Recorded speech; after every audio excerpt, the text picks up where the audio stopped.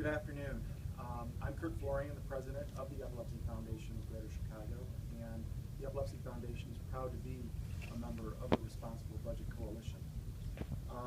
Over the course of the last few years, the state has sponsored programs and services for people with epilepsy to the extent of about just under $10 per person per year. Governor Rauner thinks that's too much.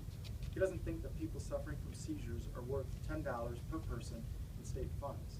He thinks that $5 is too much. He thinks that $1 is too much. In fact, he doesn't think that people suffering from epilepsy are deserving of 1 cent in state funds. His budget eliminates all state funds for epilepsy. We can fund the lottery, but we can't help people suffering from seizures and other disabilities. That means that the only chance to get state funding for children with epilepsy is by winning the lottery today. These cuts are being felt. The Epilepsy Resource Center in Springfield recently shut its doors, laying off 3 employees and cutting all of their programs and services for people in Springfield. The Epilepsy Foundation in Rockford recently let go most of their staff, retaining only 1 person on their staff as they struggle to provide the programs and services that were provided over the course of the last 2 years to people with epilepsy. And in Chicago, the Epilepsy Foundation of Greater Chicago has reduced our staff by 3 people, almost 25% of our employees. People that provided counseling, transition programs, art therapy, and Hispanic outreach.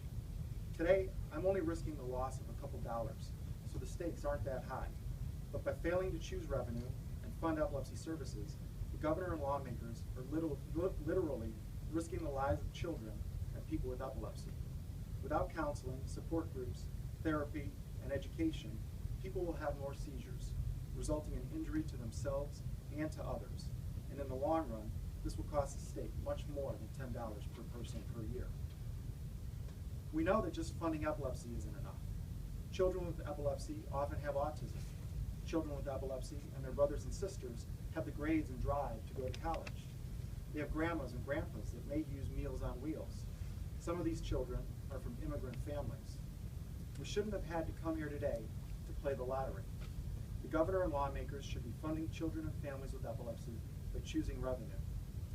People of Illinois with disabilities deserve our compassion. People of Illinois with disabilities deserve our help. Thank you. Well, thank you, Kurt. Our next speaker